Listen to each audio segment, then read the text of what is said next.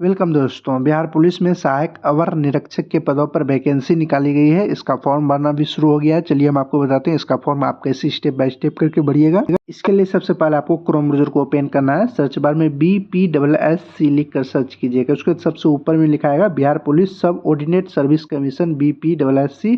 इस पर आपको क्लिक करना है। इसका लिंक हम वीडियो के डिस्क्रिप्शन में भी डाल दिया हूँ, आप वहाँ से भी डायरेक्ट इस वेबसाइट पे आ सकते हैं। इसके बाद आपके सामने कुछ इस तरह का इंटरफेस आएगा। यहाँ बिहार पुलिस पर ही क्लिक रहने दीजिएगा। उसके यहाँ डेट में जरूर देखिएगा 3/2/2026 में आपका होगा एडवाइजरी नंबर 4/2026। यहाँ होगा apply online for the post assistant sub inspector operator. इस पे आपको क्लिक करना है। अभी जब ये हम वीडियो बना रहे हैं तो अभी यहाँ पर और भी बिहार पुलिस का कोई भी फॉर्म आएगा तो वो ऊपर में आ जाएगा। तो यहाँ एडवाइजरी नंबर में आप 4/2026 जरूर चेक कर लीजिएगा। जैसे ही आप यहाँ अप्लाई ऑनलाइन फॉर द इस पर क्लिक कीजिएगा तो ओके का ऑप्शन आएगा। ओके पर आपको क्लिक करना है। इसके बाद आपके सामने कुछ इस तरह का आएगा। उसके यहाँ स्टेप 1 में रजिस्टर एंड मेक पेमेंट होगा। इस पर आपको क्लिक करना है। उसके यहाँ लैंग्वेज आप चेंज करना चाहते हैं, हिंदी या इंग्लिश जो में है वो चेंज करना चाहते हो आप चेंज यहाँ कर सकते हैं। इसके बाद आपको यहाँ पे नीचे आना है। यहाँ पे आपको दिया गया है कैसे आपको फॉर्म भरना है, क्या कैटेगरी है, किस एज के लिए, यानी कौन सा कैटेगरी के लिए कितना एज रखा गया है वो सब है आपका। आपकी क्या क्वालिफिकेशन होनी चाहिए वो सब आपका यहाँ पे डिटेल्स होगा। आप यहाँ सबसे नीचे आएगा कितना फी लगेगा वो भी आपको यहाँ पर होगा। तो आपको देख लेना, चेक करना है चेक कर लीजिए, नहीं तो हम आपको बता ही रहे हैं। उसके यहाँ होगा घोषणा बॉक्स होगा, इस पर टिक कीजिएगा। उसके यहाँ proceed to registration and payment, इस पर आपको क्लिक करना है। इसके बाद आपके सामने फिर से कुछ इस तरह से आएगा। इसके बाद आपको यहाँ से फॉर्म भरना है।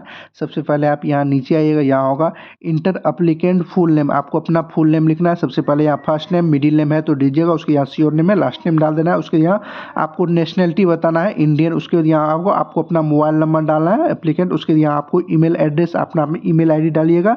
उसके बाद यहाँ होगा are you a domicile of Bihar state, यानी आप बिहार के निवासी हैं और जो है तब यहाँ यस पर क्लिक कीजिएगा। उसके बाद और जो नहीं है तब आपको यहाँ नो पर क्लिक करना है। आपको जेंडर कैटेगरी में सभी के जोड़ा जाएगा और जो आप बिहार के बाहर से हैं। और जो आप बिहार के निवासी हैं यस पर क्लिक कीजिएगा। उसके यहाँ आपको कैटेगरी सेलेक्ट करने का ऑप्शन आएगा, SC ST OBC जिससे भी आते हैं वो क्लिक कीजिए। उसके यहाँ सेलेक्ट जेंडर आपको सेलेक्ट करना है, लड़का होंगे तो मेल, लड़की होंगे तो फीमेल। उसके बाद यहाँ डेट ऑफ बर्थ आपको डालना है। सबसे पहले डेट, मंथ और ईयर डालना है। इसके बाद यहाँ पर है are you an employed of Bihar government, यानी आप बिहार गवर्नमेंट में नौकरी कर रहे हैं तो यहाँ यस पर क्लिक करना है। उसके बाद यहाँ आपको बताना होगा ज्वाइनिंग, फर्स्ट ज्वाइनिंग आपकी कब हुई है, मंथ ईयर डेट सहित बताना। नहीं है तो नो पर क्लिक करना है। उसके बाद यहाँ होगा are you an ex serviceman, यानी आप एक्स सर्विसमैन में हैं और जो है तब यहाँ यस पर क्लिक कीजिएगा। तब आपको उसमें एक्स सर्विसमैन में उसका PPO नंबर होता है वो आपको बताना, डेट ऑफ ज्वाइनिंग आपको बताना और डेट ऑफ रिटायरमेंट आपका कब होगा वो आपको बताना है। और जो नहीं है एक्स सर्विसमैन में, यहाँ नो पर क्लिक कीजिएगा तब ये वाला नहीं आपको भरने का ऑप्शन आएगा। उसके बाद यहाँ प्रोसीड पर आपको क्लिक कर देना है। जैसे ही आप यहाँ प्रोसीड पर आप क्लिक कीजिएगा तो आप जो भी डिटेल्स अभी भरे होंगे वो आपको यहाँ शो होगा। एक बार चेक कर लीजिएगा कोई भी फॉर्म भरने में गलती तो नहीं किया है,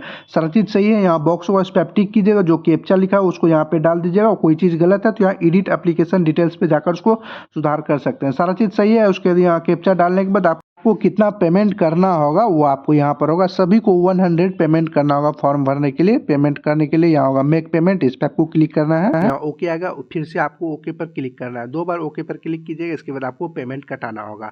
पेमेंट कटाने के लिए यहाँ पर जिस भी माध्यम से आप पेमेंट कटाना चाहते हैं, debit card, credit card, internet banking, तो यहाँ आप अपना सेलेक्ट कर लीजिएगा। जैसे डेबिट कार्ड से कटाना चाहते हो डेबिट कार्ड पर क्लिक कीजिएगा। यहाँ card number, card holder name, expiry date सब डाल दीजिए। उसके बाद आप यहाँ SBI क्रेडिट कार्ड से कटाना चाहते हो तो आप इस पर क्लिक कीजिएगा। यहाँ SBI सेलेक्ट कर लीजिएगा। उसके बाद यहाँ बैंक का नाम ऑटोमेटिक आ जाएगा। यहाँ इंटरनेट बैंकिंग से कटाना चाहते हो इंटर बैंक, सबसे अच्छा होता है UPI वाला। UPI पे आप क्लिक कीजिए।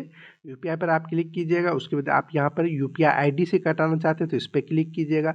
यहाँ UPI ID डालकर यहाँ वेरिड UPI ID, सबसे QR कोड होता है, QR कोड पर क्लिक कीजिए। यहाँ पे नो पर आपको क्लिक करना है। जैसे आप पे नो पर क्लिक कीजिएगा तो एक QR कोड जनरेट होकर आ जाएगा। इस QR कोड पे जैसे ही आप स्कैन कर पेमेंट कटाइएगा, पेमेंट कटाने में आपको थोड़ा सा वेट करना है। आप कट का निशान, आप पेमेंट कटाइएगा, आप पेमेंट अकाउंट से कट गया, थोड़ा सा आपको वेट करना है। ऑटोमेटिक रीडायरेक्ट कर देगा वेबसाइट पर। आपके मोबाइल जो भी मोबाइल नंबर दिए होंगे उस पर मैसेज भी चला गया होगा, आप देखिएगा।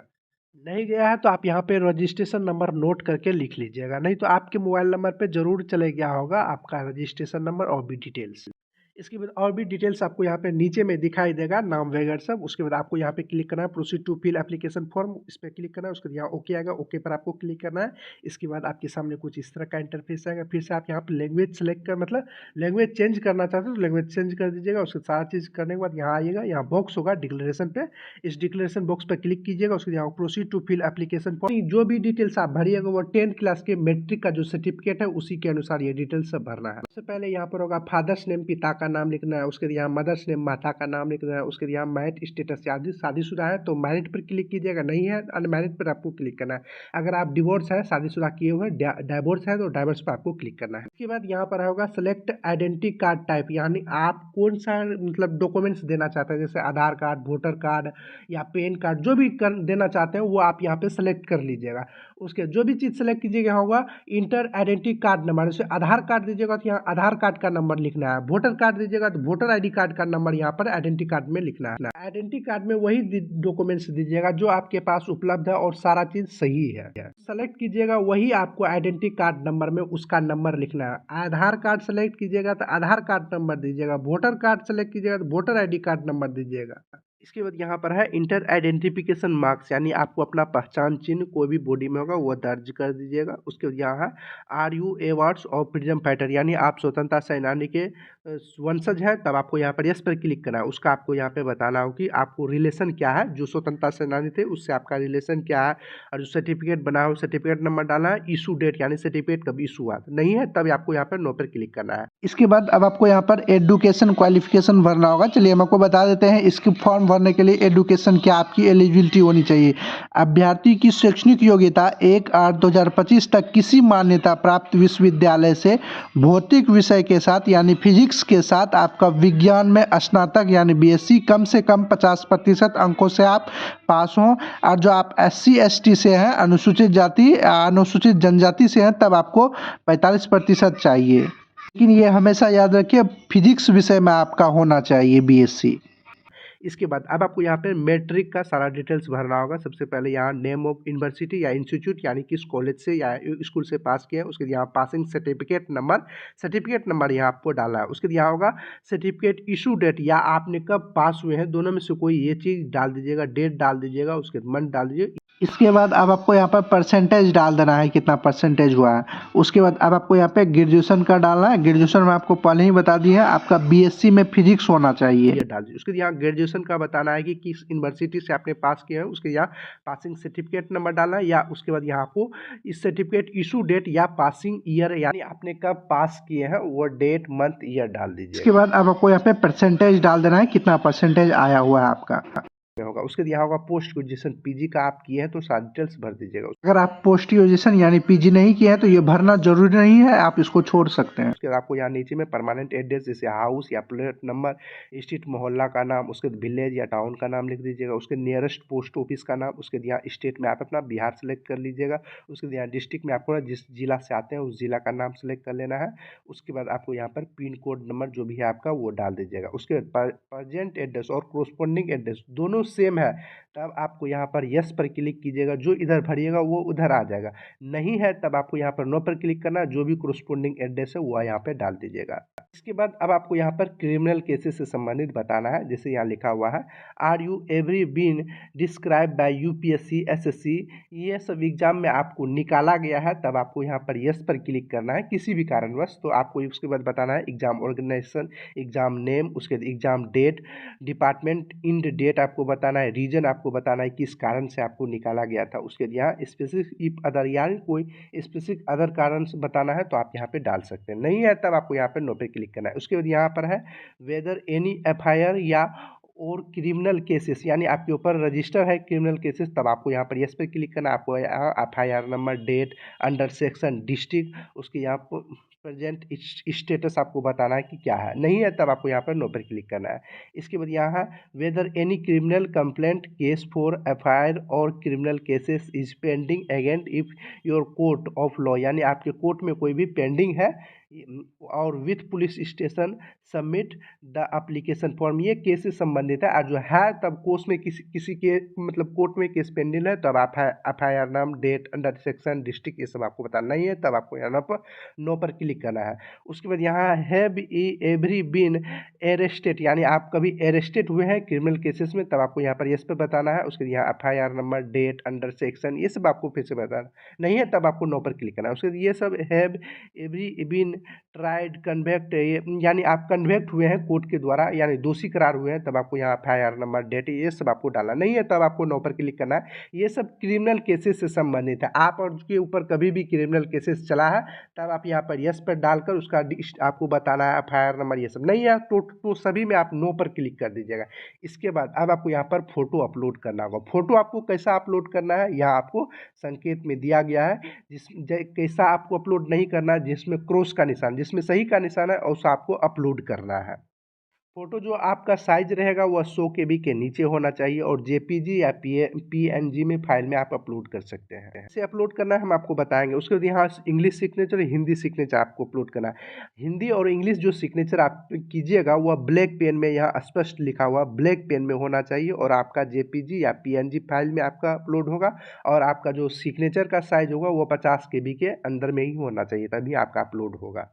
सिग्नेचर आप वाइट पेज में ब्लैक पेन से ही कीजिएगा, तभी आपका मतलब कंप्लीट होगा। उसके यहाँ पे यहाँ फोटो में भी बताया गया कि आपको 2 मंथ के पुराना फोटो अपलोड नहीं करना है। यहाँ लिखा हुआ है देन 2 मंथ ओल्ड, यानी आप 2 महीने का ओल्ड पुराना फोटो अपलोड नहीं कर सकते हैं। उसके बाद यहाँ लिखा हुआ focus and clear good quality का आपका फोटो अपलोड करना है, 100 KB के अंदर का आपको अपलोड करना है। फोटो अपलोड करने के लिए यहाँ हुआ चूज फाइल, इस पर आप क्लिक कीजिएगा। जहाँ भी आप फोटो रखे होंगे जिस भी फाइल में, उसको सेलेक्ट कीजिएगा। जैसे ही फोटो अपलोड होगा वो आपको यहाँ पर दिखाई देने लगेगा कुछ इस तरह से। उसके बाद आपको इंग्लिश सिग्नेचर अपलोड करना है। सिग्नेचर आप ब्लैक पेन से में ही कीजिएगा। उसके यहाँ सिग्नेचर अपलोड करने के लिए यहाँ चूज फाइल होगा, इस पर आप क्लिक कीजिएगा। जहाँ भी आप सिग्नेचर रखे होंगे उस फाइल को आप सेलेक्ट कीजिएगा। जैसे ही यहाँ अपलोड होगा वो आपका यहाँ पर स्क्रीन पर दिखाई देने लगेगा कुछ इस तरह से। आपको हिंदी सिग्नेचर अपलोड करना है। हिंदी सिग्नेचर अपलोड करने के लिए यहाँ चूज फाइल होगा, इस पर आप क्लिक कीजिएगा।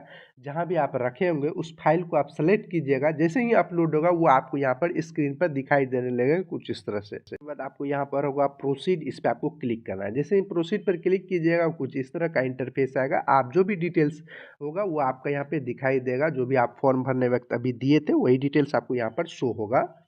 तो चेक कर लेना है कोई डिटेल्स तो आपने भरने में कोई मिस्टेक तो नहीं किए हैं, सारा चीज़ सही है। उसके बाद यहाँ डिक्लेरेशन होगा, इस बॉक्स पे आप टिक कर दीजिएगा। जो कैप्चा यहाँ लिखा हो उसको यहाँ पे डाल दीजिएगा। इसके बाद कोई भी भरने में मिस्टेक हो गया है तब आप यहाँ पे एडिट डिटेल्स पे जाकर सुधार कर सकते हैं। सारा चीज़ सही है। सबमिट एप्लीकेशन, फिर से आपको यहाँ ओके पर क्लिक करना है, दोबारा से ओके पर क्लिक करना है। इसके बाद आपके सामने कुछ इस तरह से आ जाएगा। इसके बाद आपके मोबाइल नंबर पर भी मैसेज चले जाएगा कि आपका फॉर्म जो है वो सक्सेसफुली हो गया है, भर दिए हैं आप। यहाँ पे आप प्रिंट एक्नॉलेजेशन होगा, इस पर आप क्लिक कीजिएगा तो आप इसका प्रिंट निकाल सकते हैं। ये प्रिंट आप अपने अच्छे से सुरक्षित कर रख लीजिए, आगे में आपको भविष्य में काम आएगा। इसी तरह की वीडियो पाने के लिए इस चैनल को जरूर सब्सक्राइब कर बेल आइकन को दबा दें। वीडियो पसंद आए तो वीडियो को लाइक, शेयर और कमेंट जरूर करें। चलिए अगले वीडियो मिलते हैं किसी और जानकारी के साथ, तब तक के लिए गुड बाय।